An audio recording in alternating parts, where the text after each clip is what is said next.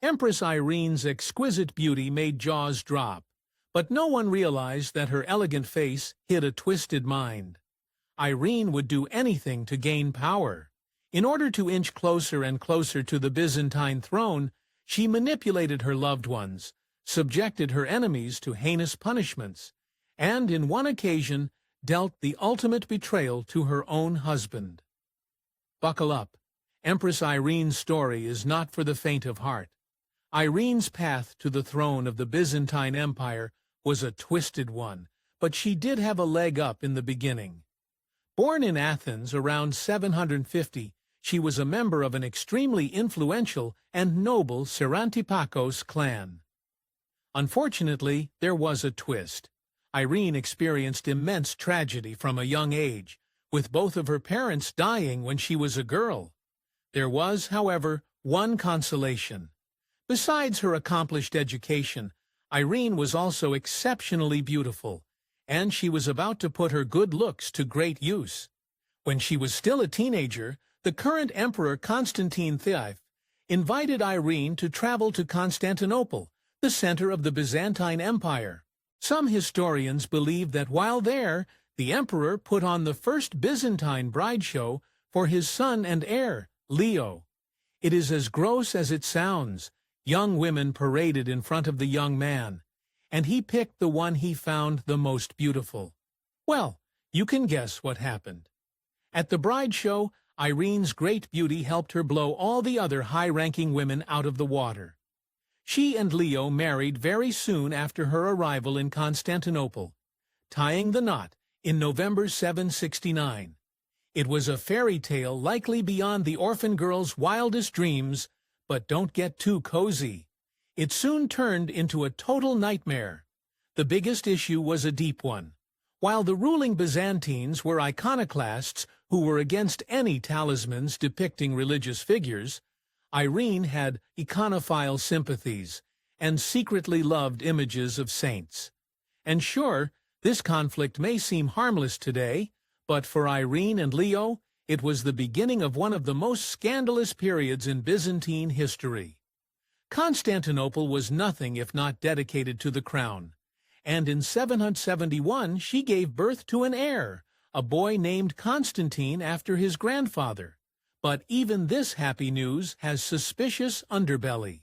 Constantine was the only child, and as far as we know, the only pregnancy that Leo and Irene ever had, indicating that even their union was on the rocks. But before the kingdom could get too leery, the tides turned again.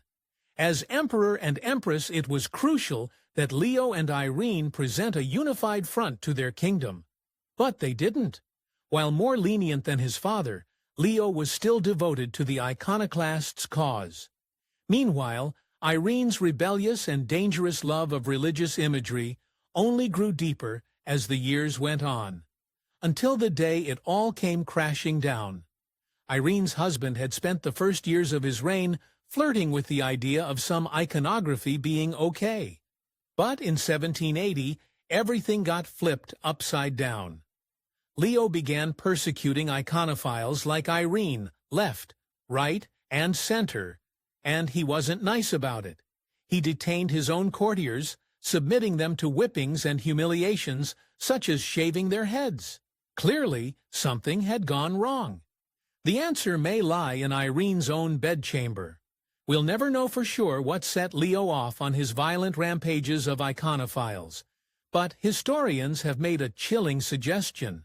Some claim that one day Emperor Leo lifted up Irene's pillow only to discover that his very own wife had hidden two offending sacrilegious icons underneath it. His next actions were his most ruthless yet. According to the story, the clever but terrified Empress Irene insisted that she hadn't known the icons were there, and that some evil iconophile courtiers must have smuggled them in, all too happy to get vengeance.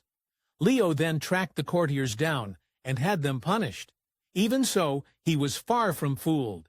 He just took it out on Irene in an entirely different way. After finding out about his wife's secret stash, Emperor Leo was reportedly so disgusted with Irene, despite her denials, that he vowed never to sleep with her again. The trouble is, Leo didn't have much time to inflict this creative punishment on his wife. Fate was coming for him, and it was going to change Irene's life forever. The very same year that Leo went on his rampage of all iconophiles, karma bit the royal family hard. Within months of his purges, the emperor fell seriously ill with a fever. Within days, he was dead, and Irene's young son, Constantine, by then only 9 years old, became the new emperor. But that's when Irene really came into her own, and it was terrifying. With her husband getting cold in the ground, and her son barely old enough to understand he was the new emperor, Irene took advantage of the power vacuum like a boss. Before Leo's old courtiers could blink, Irene was the official regent over her son, and already ruling the kingdom with an iron fist. But she didn't stop there. Less than 2 months after she became regent, Irene's new courtiers were already chafing under her ambitions. After all, how could a woman take power? Angry, they plotted her downfall, calling one of Emperor Leo's half-brothers, Nikephoros, to comprise the throne out of her grasping hands. Oh boy, did they end up wishing they'd stayed obedient. Empress Irene saw this failed conspiracy for the opportunity it was.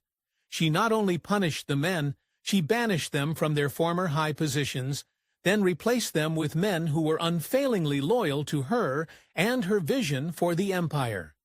In addition to her punishments for Nikephoros and his allies, Irene also gifted them positions as priests at the famous Hagia Sophia in Constantinople.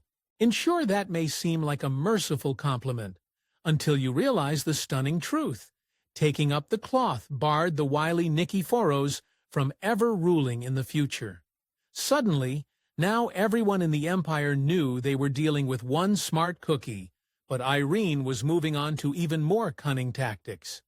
In the coming months, Empress Irene solidified her power in a breathtaking way. Elbowing her own son, Constantine, right to the sidelines, she put her name first and foremost on all coins and documents of the time, positioning herself as his more powerful co-ruler, not his regent, and then she even tried to control him in the bedroom. Nothing says political genius in the Byzantine Empire like forging an advantageous marriage, and Irene soon began looking around for a young bride for her son to solidify his, power. Her gaze landed on Ruthless, a daughter of Charlemagne. As always, Irene had chosen well. Charlemagne was then a powerful mover and shaker in the Western Roman Empire, Byzantine's counterpart. By 787, the still teenaged Constantine was desperately looking forward to marrying Ruthless, and Charlemagne was all for the new alliance. But Irene now had other ideas. The political tides had shifted, and Charlemagne was no longer useful to her, so she cut the engagement off. Looking back, this may have been the beginning of the end of her happy family. Not only did Irene and her son's engagement to Ruthless, she also still insisted on selecting his next fiancée.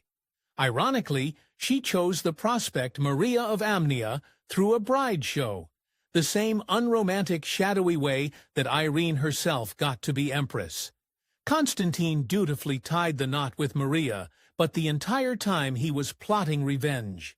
As Constantine grew older, he also grew ever more aware that his meddling mother was siphoning off his power.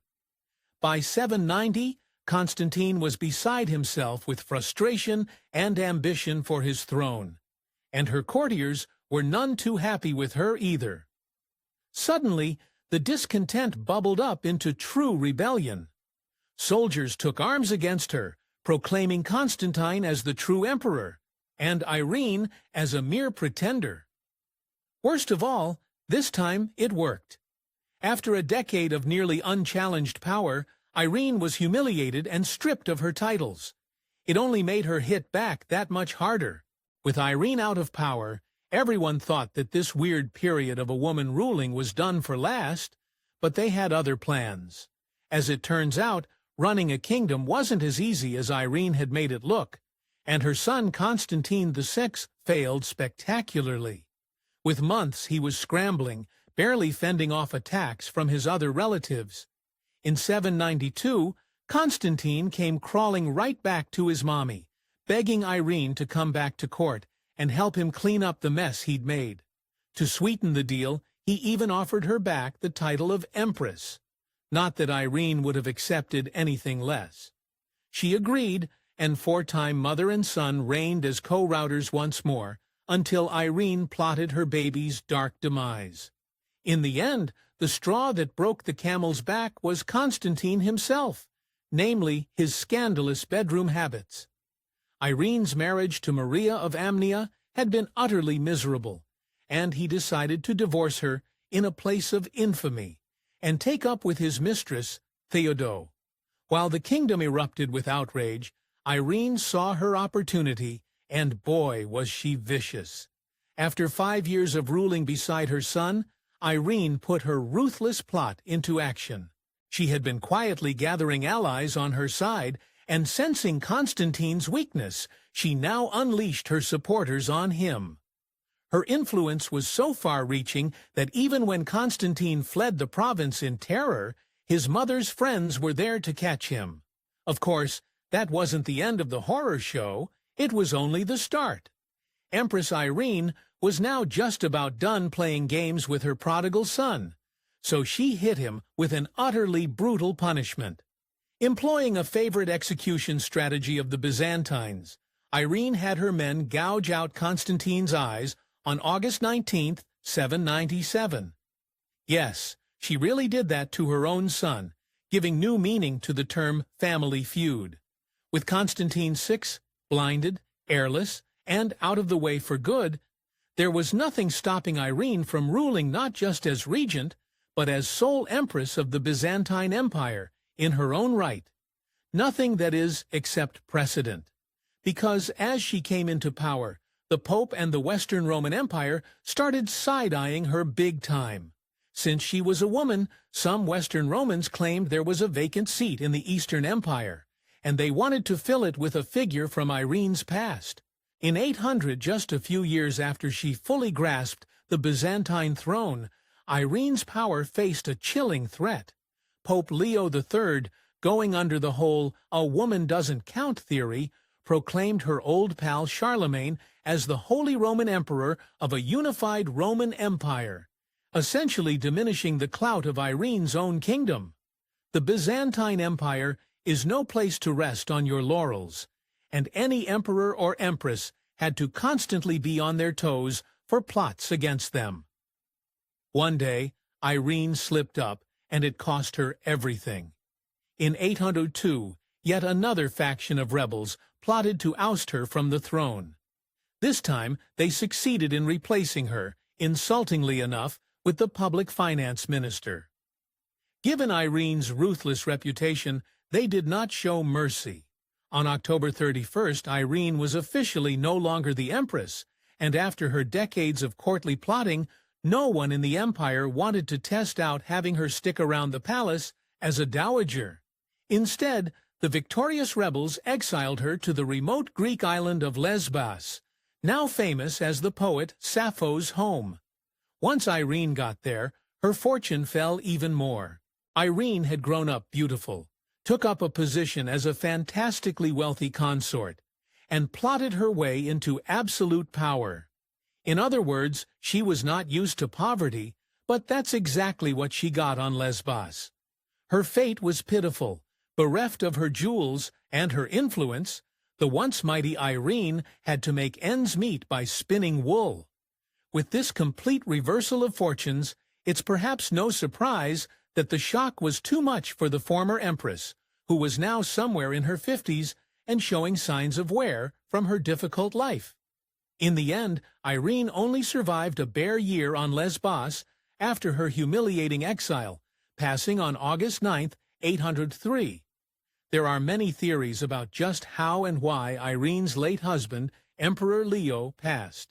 Some other theories blamed his demise on poor health and stress, but perhaps the most scandalous is that Irene saw the tide was turning against her, and, to get out of an increasingly uncomfortable situation, she poisoned her husband.